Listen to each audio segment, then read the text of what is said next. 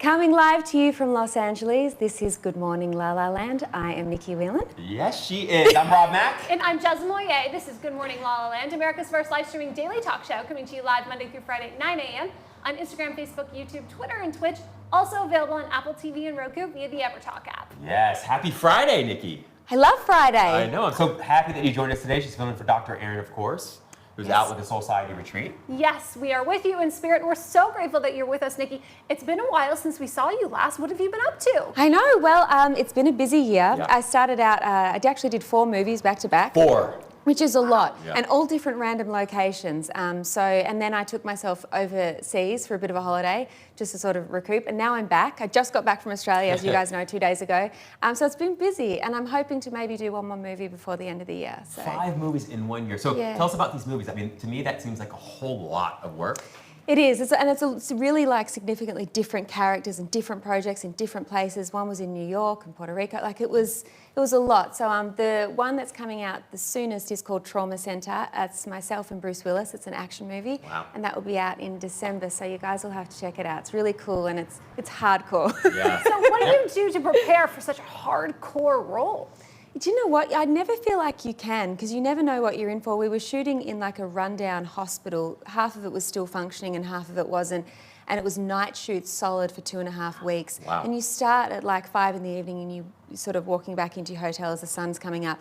And I'm running through a hospital screaming and crying, covered in blood for 2 weeks. It's mentally disturbing. So I'm a big meditator, so I spend a lot of time. It's about a lot of water, a lot of food, a lot of sleep, and you just gotta know mentally that you're gonna be a little messy for a couple of weeks, and then Literally and figuratively. Literally. It's incredible. So what was it like working with Bruce Willis? I mean, that's amazing. It is right? amazing, because I grew up watching him Yeah. like everybody else on TV and on the movies. And like I'm the biggest Fifth Element fan in the entire world. So when I met him, I just went, tell me everything about the Fifth Element. So he was lovely, but it's weird because you grow up your whole life watching these people, and then, I don't know, it's so And then you it's are still one of them. strange. Not really. I still don't Yes, you feel are. like I am. Yeah. I just am sort of happen to be in the mix with them for this period of time. So I still get so blown away with people like that. Yeah. What do you learn Yeah. from folks like that, particularly Bruce? Is there anything you learned? I mean, he's like the action hero guy.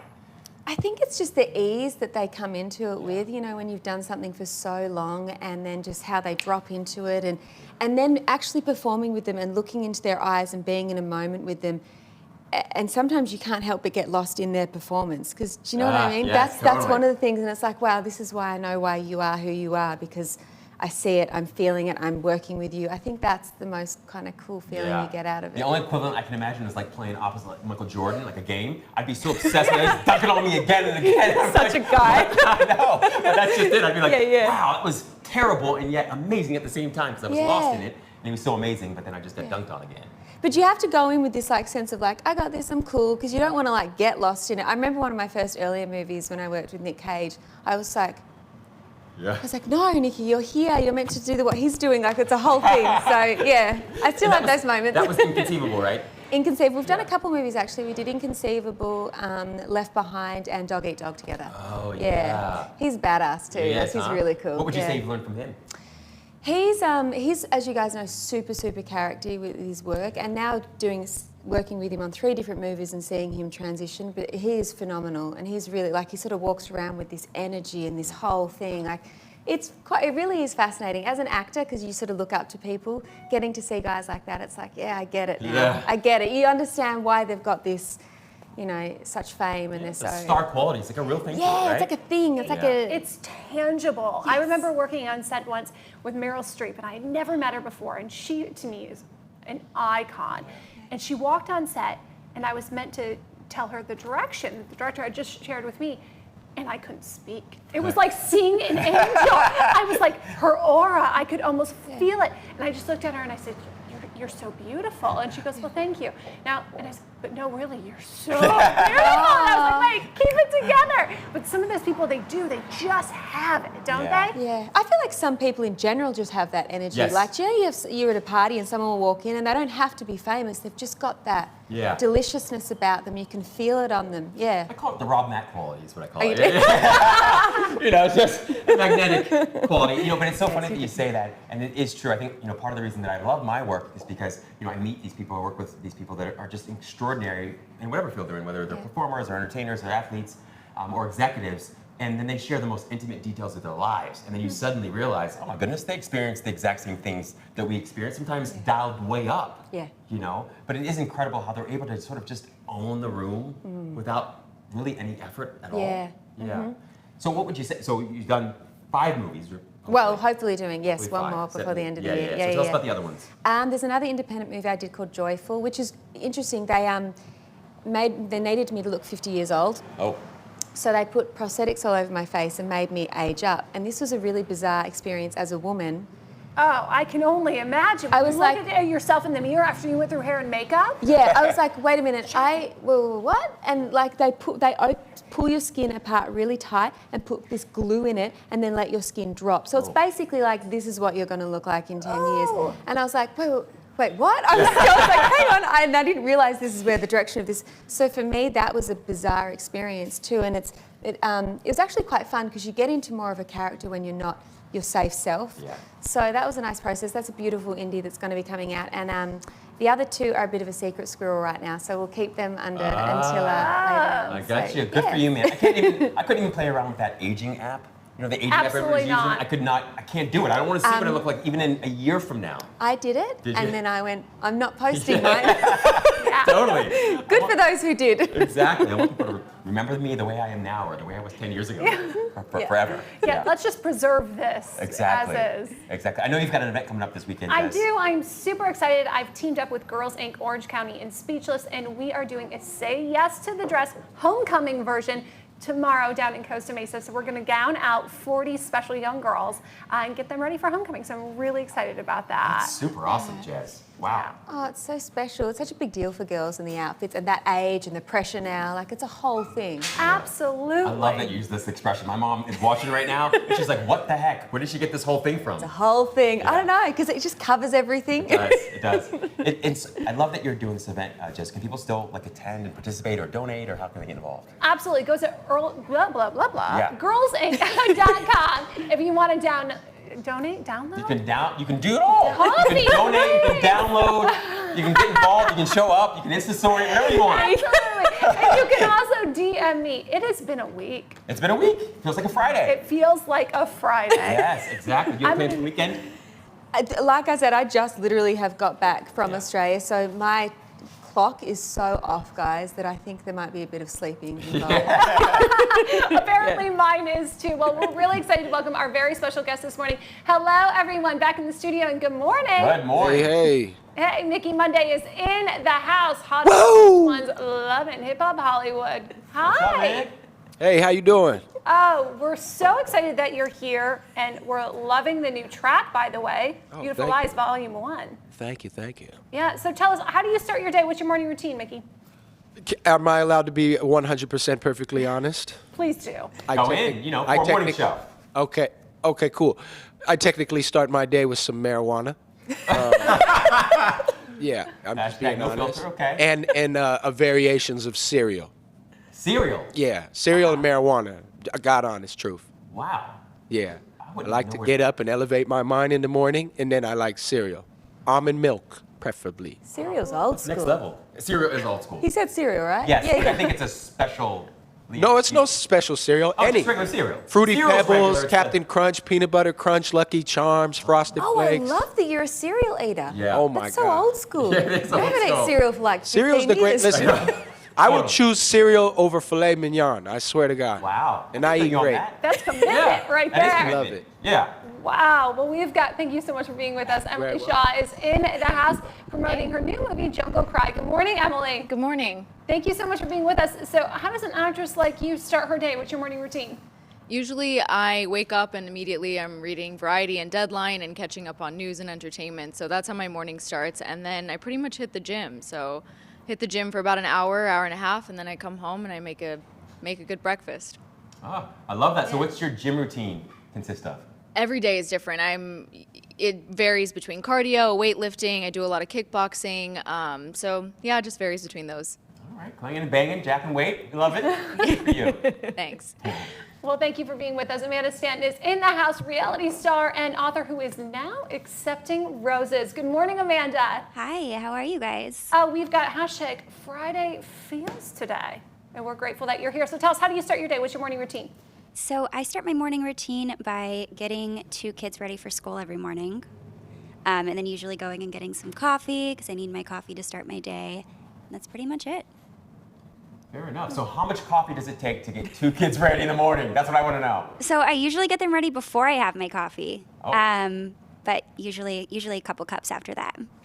That's pretty amazing. I have a couple cups and I'm not, getting 2 kids ready for school every morning. I get excited the night before about my coffee the next morning. Does anyone else feel the same way? I do. I'll break to that. Definitely not.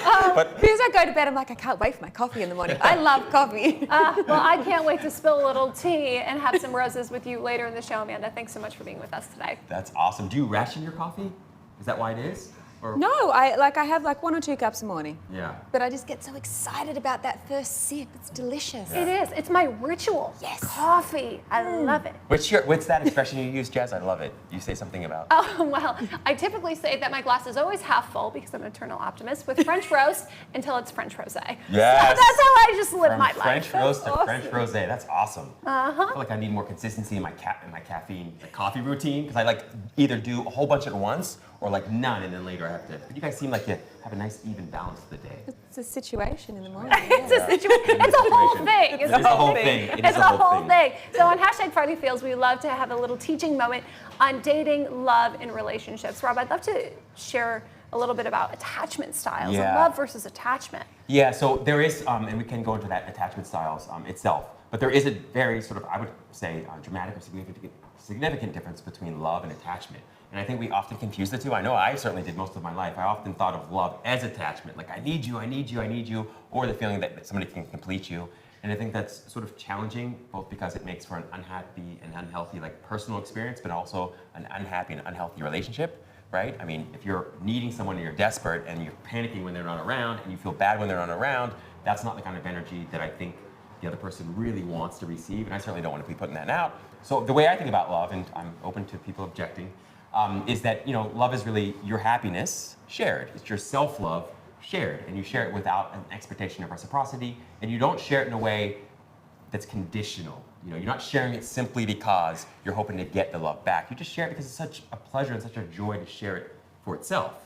Now I know people have a lot of trouble with that. I've had trouble with that idea because it's like, well, if I keep giving and giving and giving, but I don't get it back, then how do I show up every day in my relationships? But that's the thought of the day for me, at least, is that love is not attachment. If you're attached, that means your happiness is conditional and your love is conditional. And as soon as the other person acts up or doesn't do something according to the way you want them to do it, you're going to withdraw your love. They're going to withdraw their love. And next thing you know, you've got an argument. Well, been there. Right? Yeah. We all have. Yeah. But I wonder from each of you, incredible, beautiful, brilliant ladies, what have you learned about love in your life?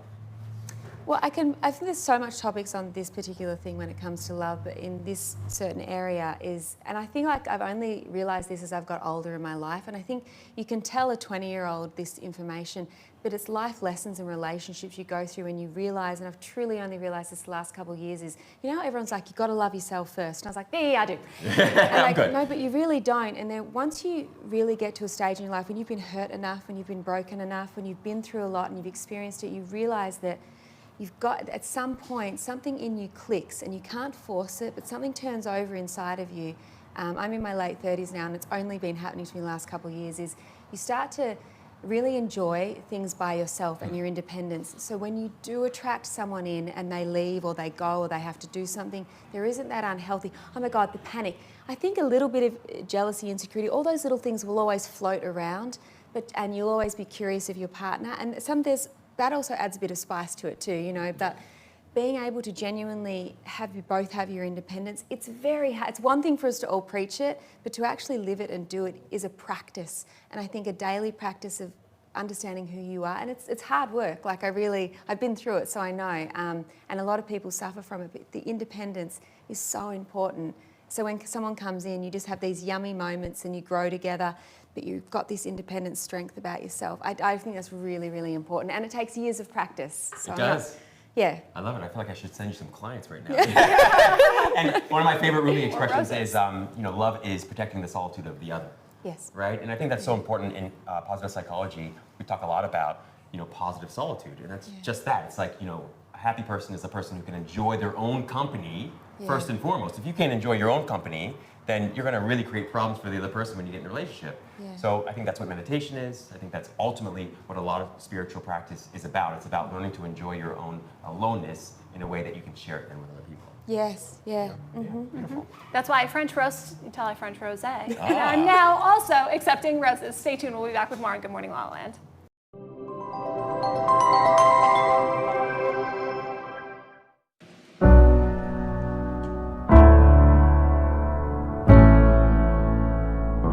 Where can you watch the stories of people changing the world?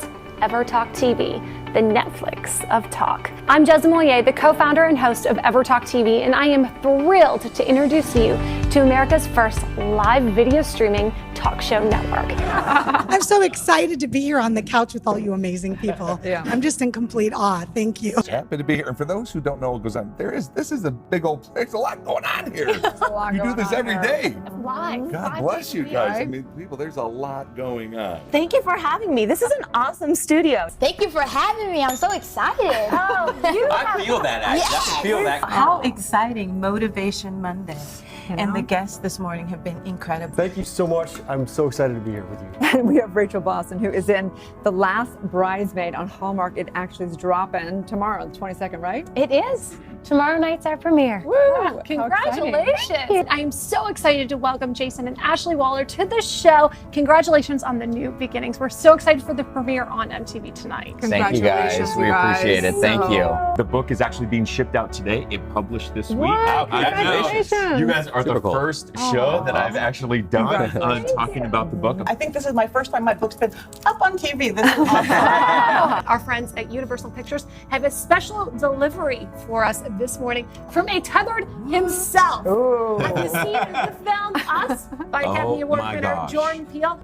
You know, I'm sitting here next to you guys, and it's just like, this is a powerful moment for me. Like, I'm humbled by it because it's like I'm sharing this movie with you guys, and it's moving for me. What are you most grateful for today? I am so grateful to be here and to have the opportunity to be with all these wonderful, badass boss babes and with all of you. And it's just a wonderful opportunity to share the positive messages out in the world, because I think the world really needs it right now. What we've done and thanking me for the contribution we're making to their lives. Oh, and I thought, nice. That's this great. is what my purpose is. This is why I was born. Now, Show it off. up to you to choose the winner. Is it Annie? Is it Haley? That's why I like this show. Years ago I did the Dinah Show, which is Dinah Shore, and it was a daytime show. And it was kind of like this. And it was just like very up, and it was all positive stuff. They didn't bring negative stuff to the audience. And that's what I feel with this show. It's very relaxed. It's very professional, but it's quite a bit of fun. You can binge watch and binge watch. You can binge watch. And you can binge watch. Binge watch, or you can binge watch. Please binge watch. You can binge watch and binge them on EverTalk TV. Thanks for coming. Bye. First TV experience. I'm so happy I did it with you.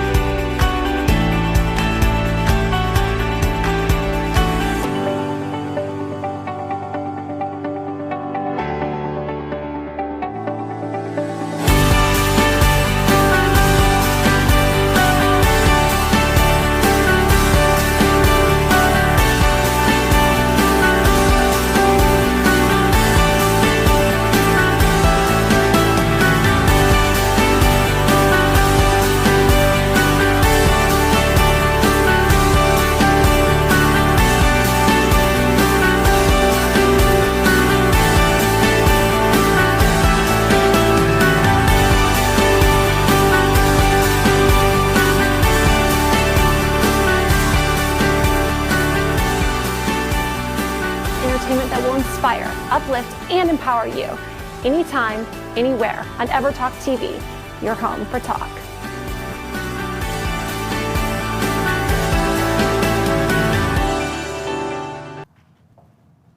Live from Los Angeles, welcome back to Good Morning LaLa. And we are so excited to welcome Emily Shaw to the show, promoting her new movie, Jungle Cry. Emily, thank you so much for being with us. Of course, thanks for having me. So we know that you're the daughter of a very famed Bollywood star who's the director of this film too, right? He's actually the producer. So yeah, my dad. Yeah, my dad's produced quite a handful of not only Bollywood but also Hollywood films. So yeah, he's a veteran in this. Yeah. Super cool. What was it like growing up in that kind of house? Our talks at the dinner tables were always consisting of filmmaking and creative networking and so on and so forth. So my playground was a film set, and I grew up with a very different lifestyle, and whenever I had the chance and opportunity, I would always be on set with my dad, even as a kid. So yeah. Do you remember the moment you fell in love with acting? Yeah, my parents had sent me to a school in India to study Bollywood, and I would watch the older kids act and perform, and especially doing that theatrical type of acting in Bollywood, including with dancing. And I was like, hey, I think I can do what that guy is doing. And it was like a 30, 40-year-old man. And they were like, okay, go ahead and see if you can do it. And I jumped on and I mimicked exactly what they did. And everyone was kind of shocked. And I still have that video to this day. And I look back at it and think, like, I think this was the moment that I realized, okay, I definitely have the acting chops to do this, and I love it. It's my passion. What do you love most about it?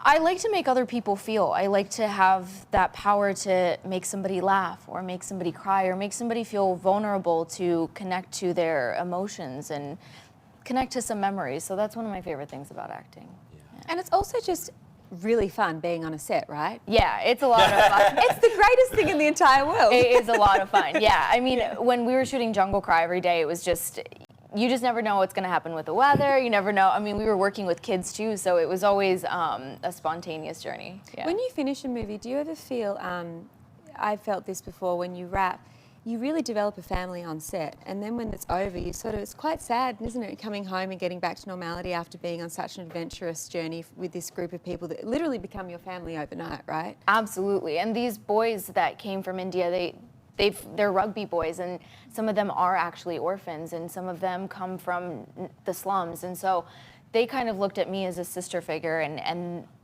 that alone, I had a family. So just forget about like cast and crew and everyone else, just those boys who were between the ages of 16 to 18 working with us. They really became a part of my family. And still to this day, they'll message me, or even my mom was on set quite a bit, so they'll message my mom and they'll call her mom, and they'll say, how's Emily, madam, and how's she doing? So I still keep in contact with them. So we know that this film is also based on a true story. It is, yeah. Right? Yes. Could you share with us a bit about it? Sure. So it's a true story about these boys from Orissa, which is the most underprivileged state in all of India, and they actually have tribal communities there. So these boys are going to a charity school, and they're playing soccer, and Paul Walsh, who is an MBE at the embassy in India, comes to the school to see what these boys are about. And because they're tribal boys, they're very tough and rugged, and they have this power that's very good for rugby. So because he's from the UK, he kind of suggests, hey, why don't these boys play rugby instead? And India's like, we've never even heard of rugby. We don't know what you're talking about.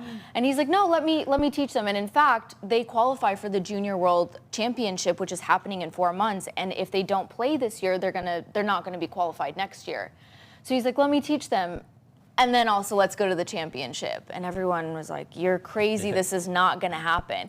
So he ends up teaching the boys how to play, and the school had to basically get a loan for the boys to go, and they put their school on the line for this loan. And the deal is that if the boys don't win, we're gonna take your school. Oh. And we're gonna take the land. No So pressure at all. Right, like, oh, go out there and have fun, guys. Yeah, there's a lot at stake. And so the coach and the coach at the school, they team up together and teach these boys, and they end up losing the first match, and we're only able to lose one match. And so after the first match, we're like, okay, well, we're done. This is not gonna happen. And by some miracle, we just keep winning, and we win the World Cup. And that was the first time ever that India has ever played in a Rugby World Cup and has won. That is amazing. Yeah. Incredible. Yeah. Speaking of witnessing miracles, what are some of the miracles you've witnessed in your own life? Because I know navigating Hollywood or Bollywood can be very tricky. Good question. Absolutely. I think I think I've been very lucky with my family, and the reason I say that is because I know I'm half Indian and half white. My mom's blood is British, she's mostly Welsh and Scottish. So I've had this unique upbringing where my parents have embraced each other's cultures and their religions and their languages, and they've taught me the best of both worlds.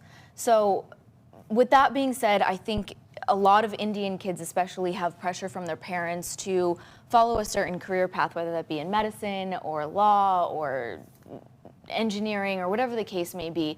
And I think by some miracle, I've had an amazing set of parents and a really solid family that supported me and supported my creative aspect and really loved me through this journey and has said, you know what, don't study medicine. You don't have to go to business school.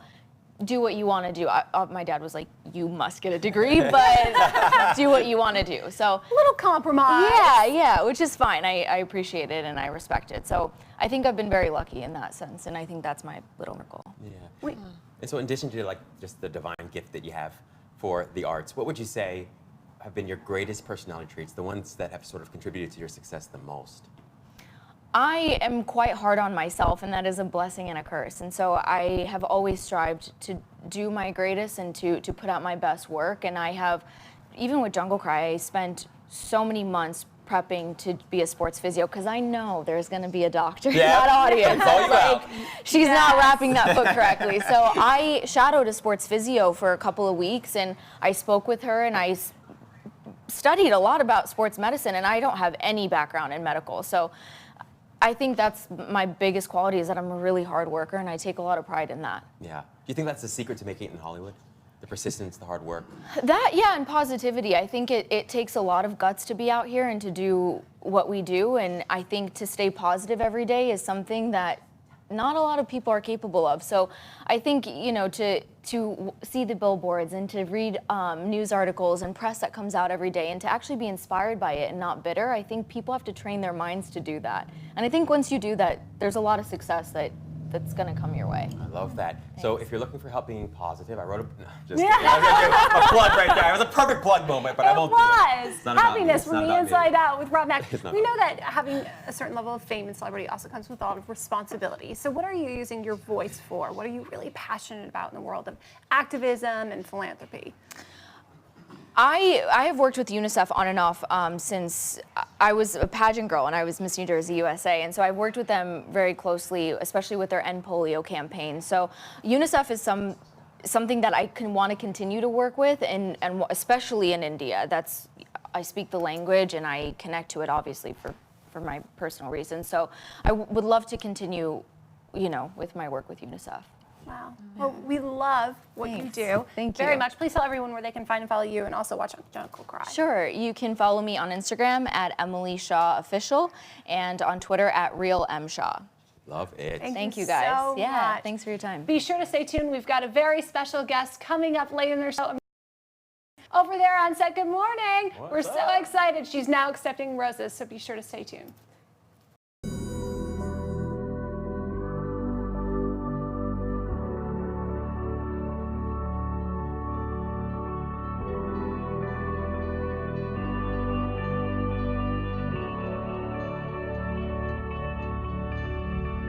You didn't close the door, left a crack open. I couldn't ignore the faint possibility of having hope in this insanity that we still could be, but we're stuck floating in between. From the unshared discipline myself to let the sparks die out, shattering anything that has reflections of you. What? 10 seconds left. That's it. Was it? Oh. 10 seconds That was the left. curveball. That was the curveball. Unintentional curveball. Jeez, that was the rush. You scared me. I was like, okay. 2, 1. Wow. Go decide. Okay. Now, Show it off. the camera. up to you to choose the winner. Is it Annie? Is it Haley?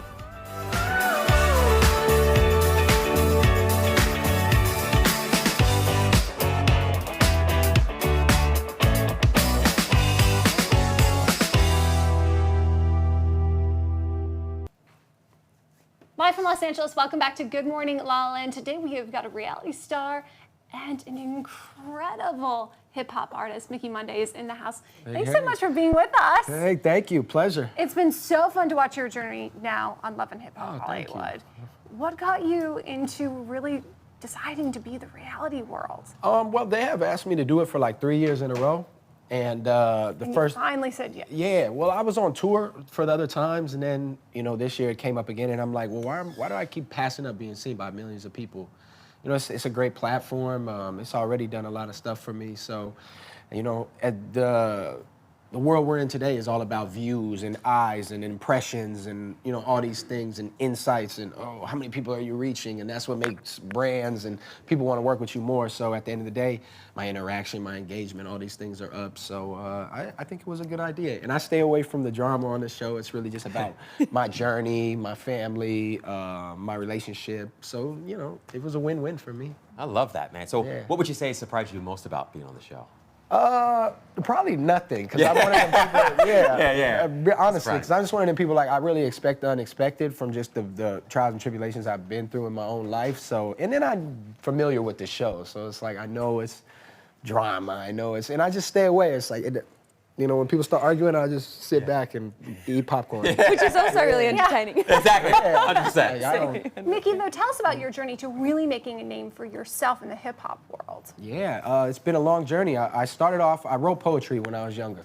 I always had a gift for, well, I'm not gonna say I always had a gift for writing, but my teachers used to tell me, you're a good writer. Like they know I really wasn't into school, but I used to be such a good writer, I could kind of BS my way through like just writing stuff to pass. Yeah.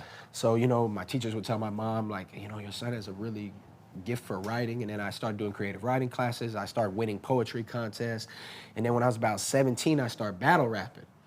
So I would go to this place called The Pit. It was right here in West LA on Pico and Sepulveda. I'm from LA, so I'm a hometown hero.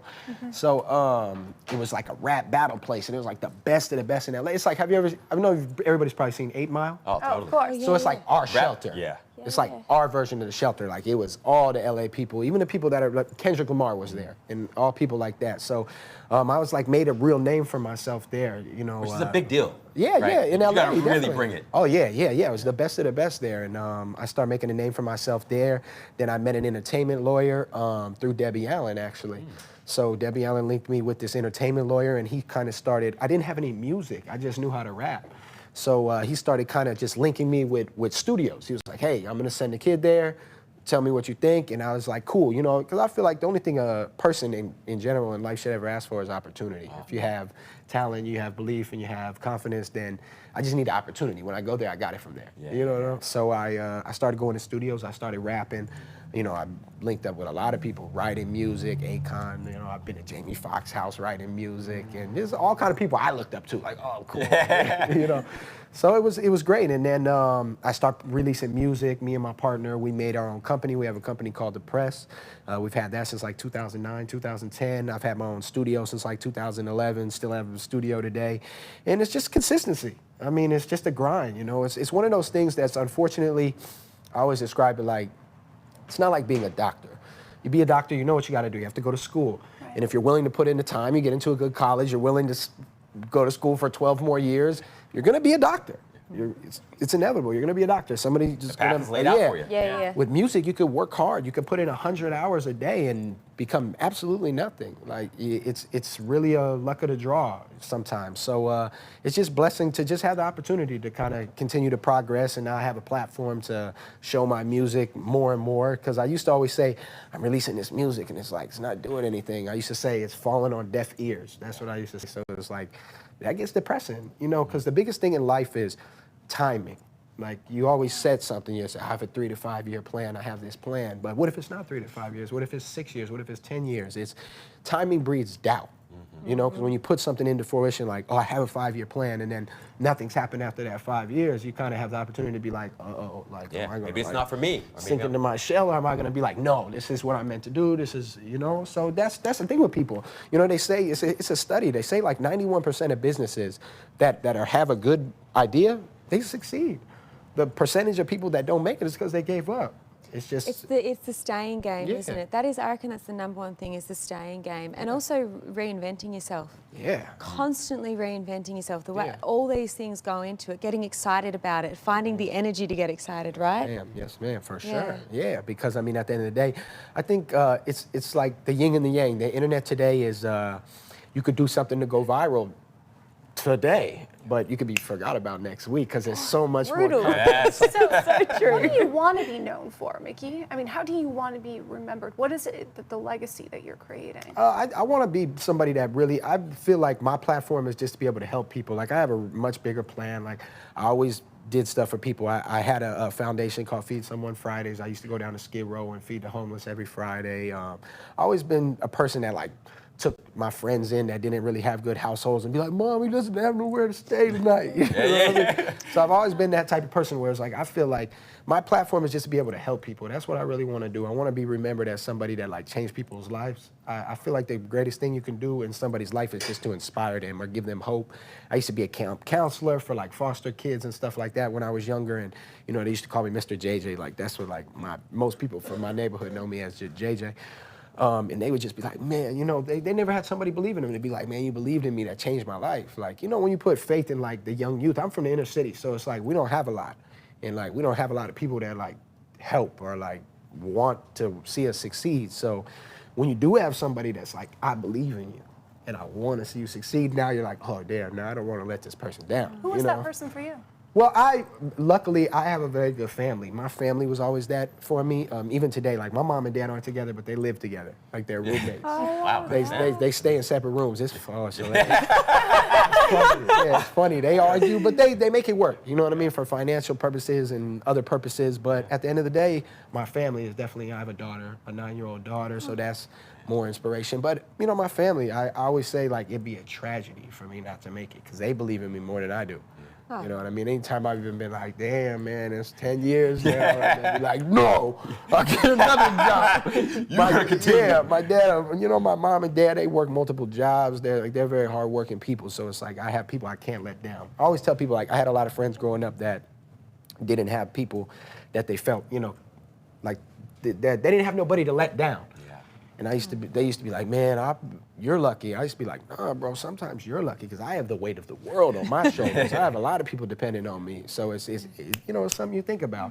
And it's the yin and the yang of life. But I'm very blessed that I have a family that encourages me to, you know, they believe in my dreams so much. They think if I call my dad right now, you would need another segment of this show. He will tell you about Mickey Monday. It's hilarious. We film, right? It's funny.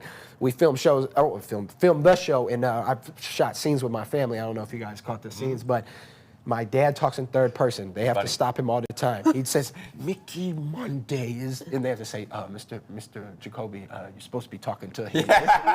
He talks like it's a documentary. You know? That's hilarious. Like, I'm not there. My dad, you're supposed to be talking to me. But Is it your family that's gotten you through like the slow times, the tough times? yeah, because you know, at the end of the day, my mom, my dad are really like my best friends, so I can go talk to them. I've done everything. I've hid illegal things in my mom's house. She's hidden me from the police before. Like, you know, my family, I'm very open. Like, oh, fuck, I'm sorry. You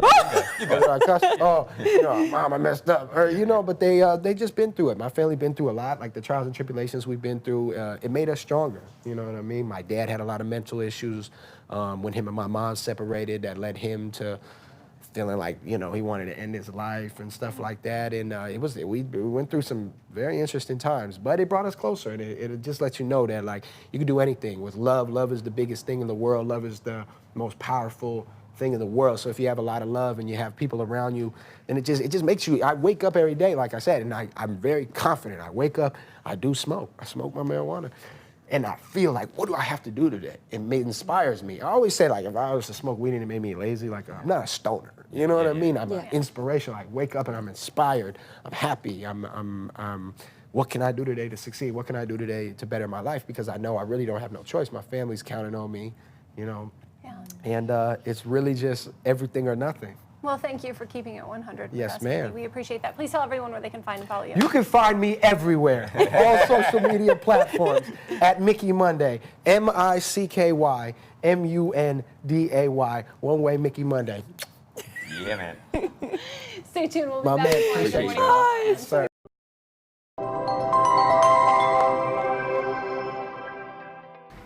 I'm Jasmine Moye, host of Good Morning La La Land on EverTalk TV. As a little girl with big dreams, I couldn't stop talking. I turned that into a career of premieres and red carpets and even a talk show. And recently, I had my aha moment. I was hosting a live event. A woman who represented a national cancer support community gently pulled me aside from the glitz and the glam, and she thanked me for mentioning their program on my show. Because of those few words that I had spoke on air earlier that week, one of our viewers battling cancer reached out and got the financial and emotional support she so desperately needed. I'm so grateful to have experienced that moment, a moment that truly reflects how much conversation and community matters. We need more of what matters. It is my passion and purpose to create content and lead a conversation that will ignite the light in my community and empower them to live their best lives, starting today. I'm Jasmine Moye, and I'm a host on EverTalk TV.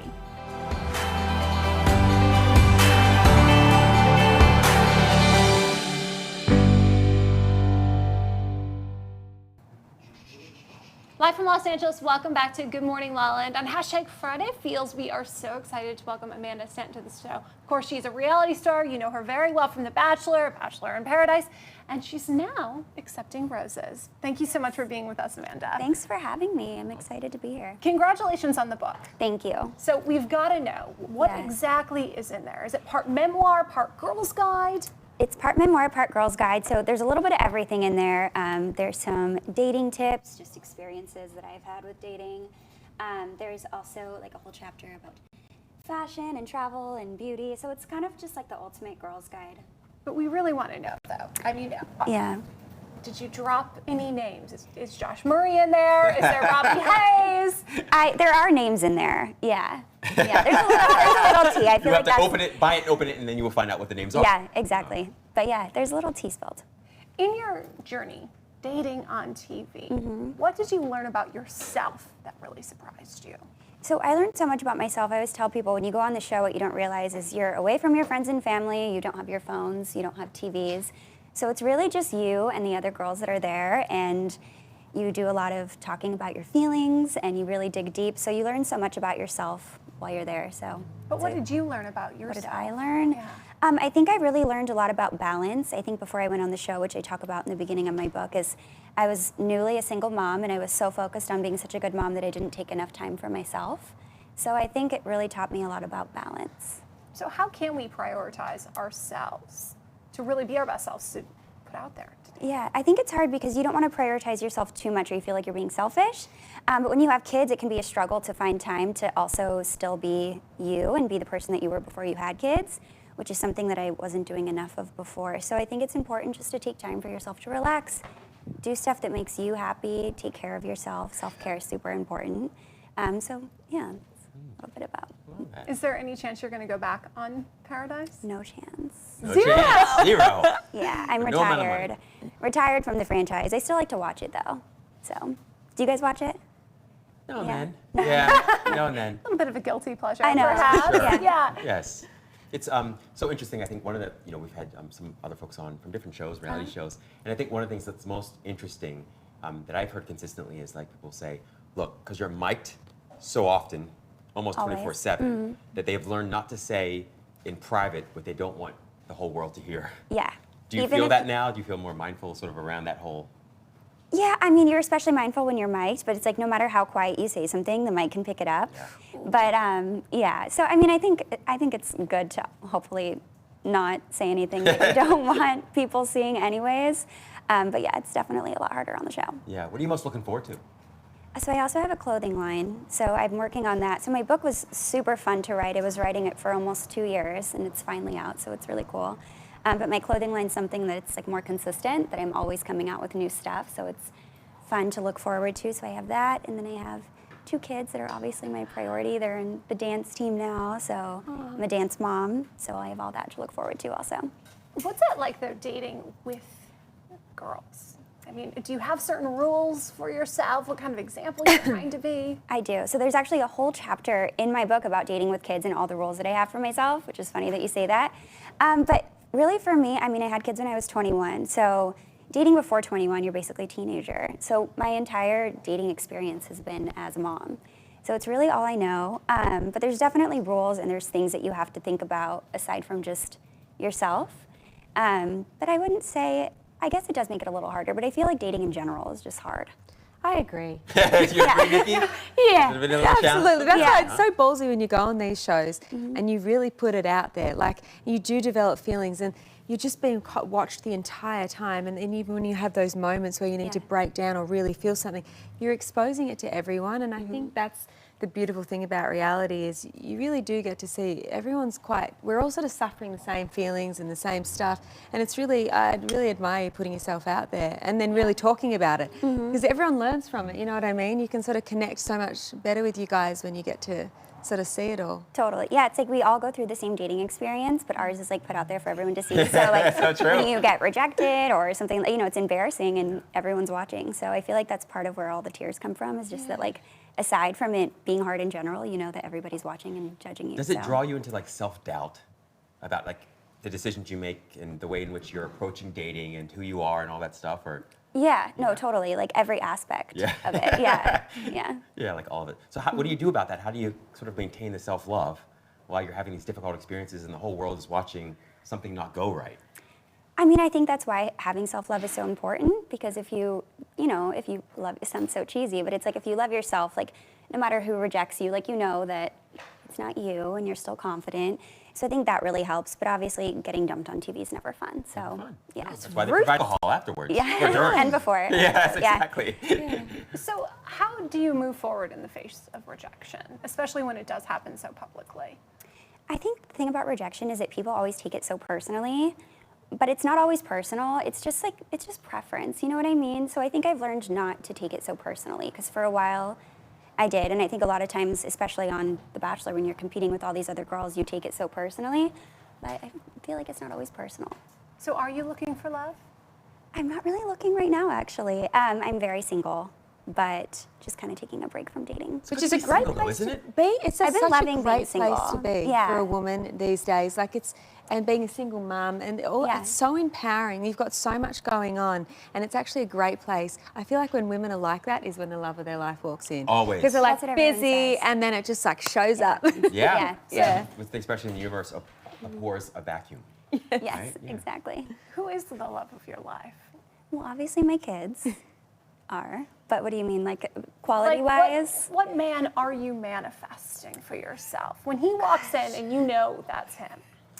See, I don't really know if I'll feel that way. I feel like after my experience, like that's kind of what I was hoping for when I was on the show. I was like, when you know, you know. But I feel like now after my experiences, I'm like, I feel like I really need to get to know somebody before I know if they're right for me. Sounds like wisdom talking. Yes. That's really good advice. That is very, very true. A lot of it is just, it takes about a good solid year, they say, a year.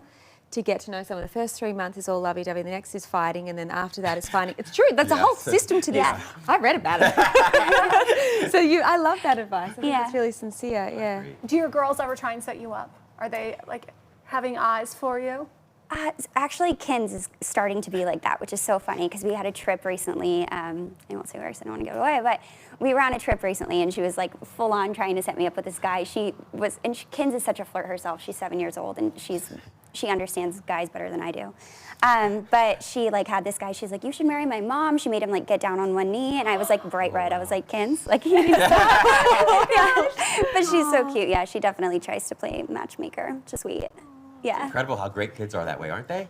Yeah. Just like great trapped into soars. Yeah. She embarrasses me sometimes. You look like you're having so much fun. I've got to admit, when I see your Instagram, it's a hashtag goals. Oh, thanks. Really, you do have such a beautiful family. Thank you. I appreciate that. Yeah, we've been traveling a lot this summer, so we've just been super busy, so I feel like that's why I haven't really been too focused on dating lately, but well, it'll and with the hopefully fashion happen line. someday. Yeah, yeah. So what are some of the designers that have really inspired you? I mainly just get my inspiration, I guess, from like places that I travel or just pieces that I already have in my closet that make me feel really good when I wear them, like the pieces that I see myself wearing over and over again. So I also made a kids line. My kids are super picky when it comes to getting dressed in the morning. So they actually help me a lot with the designs because I want to make sure it's something that kids love and just feel like it's really hard. Do any of you guys have kids? No. Not yet. Not That's yet. why I said hashtag goals. Yeah. I see your Someday, beautiful girls, yeah. and I'm like, yes, please. Yeah. But it's really hard to find, like, you want to match with your kids and be cute, but like some of the mommy and me clothes like aren't exactly my style. So it was really hard for me to find a cute line like that. So I just created it myself. Which is awesome, because I feel like there's always this attachment to mothers wear clothes like this. No, they don't. Hot. Do you know what I mean? And had kids and hot. Like, you still can wear amazing stuff. It's I love that. Accepting roses. Yeah. Single, hot. Yes. It's so true. Breaking That's all the another thing I love about stereotypes. kids too is like they think there is no box for them.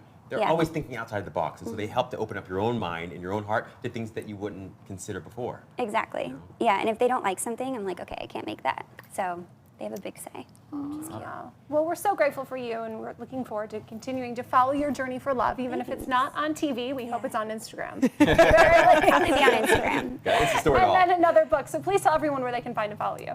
So you can find me on Instagram. It's Amanda_Stanton with 2 N's, which I'm trying to get fixed, but somebody has Amanda Stanton, and I keep telling the story, but I've been DMing them, and I'm like, will you please give me that Instagram account? But they have yet to give it to me.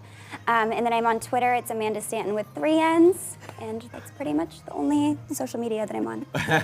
And your book is now available. My book is now available. It's at all major book retailers. Yeah. Well, thank you so much. We Thank appreciate you. We are Good Morning La La Land, America's first live streaming daily talk show, coming to you live Monday through Friday at 9 a.m. All of today's interviews are available as a podcast on iTunes, and the whole show is streaming on EverTalk TV and Apple TV and Roku. That's right. Thanks for tuning in. See you on Monday. Send us a message, DM us. Special thanks to Nikki, our celebrity Thanks, guest. guys. It's going to be a Good Morning La La Land.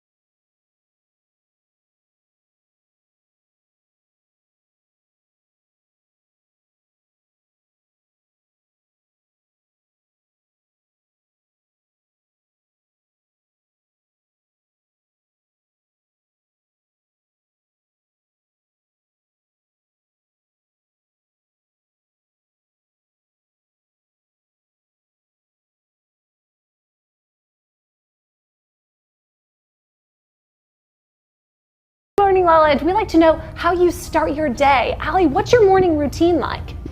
Well, it's different every single day because I have 2 little boys, so I'm often up at 6 a.m. with them. And for me personally, I just discovered transcendental meditation, which if you don't do meditation or you've never done it before, try it. It is life-changing. Wow. Now, a girl has got to ask, as you know, the founder of Dry Bar, do you get a blowout every day, or is this a DIY thing now? I mean, I have been doing hair professionally for 20 years, so I actually really enjoy doing my own hair, so I know I don't get a blowout at Dry Bar every single day. I do go often, but I also really enjoy doing my own hair. She's mastered it. We have not, so we go to the Dry Bar. Well, that's good. That's why Dry Bar exists. We don't want you to master it. Thank you for that. It was truly a transformational moment in my life, the first time I got a real blowout. Yay. Never go.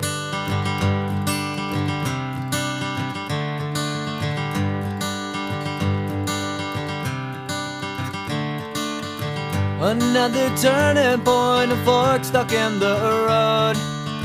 Time grabs you by the wrist, directs you where to go. So make the best of this test and don't ask why. It's not a question but a lesson learned in time. It's something unpredictable, but in the end is right. I hope you had the time of your life.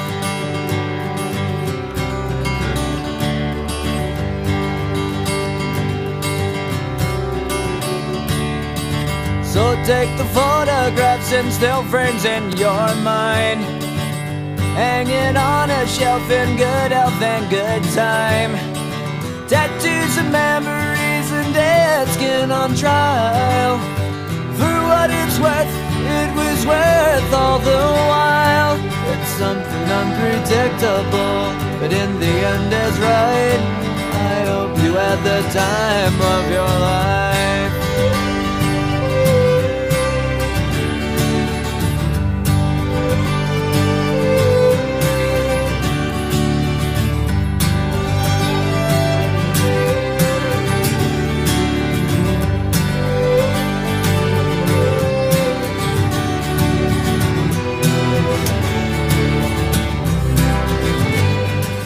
Good morning, LaLa. It's America's first live streaming daily talk show, coming to you live Monday through Friday at 9 a.m. All of these interviews are available as a podcast on iTunes, and the whole show can be seen on EverTalk TV, now available on Apple TV.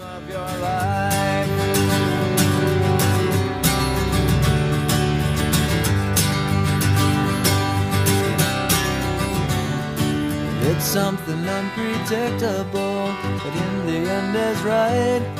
I hope you had the time of your life.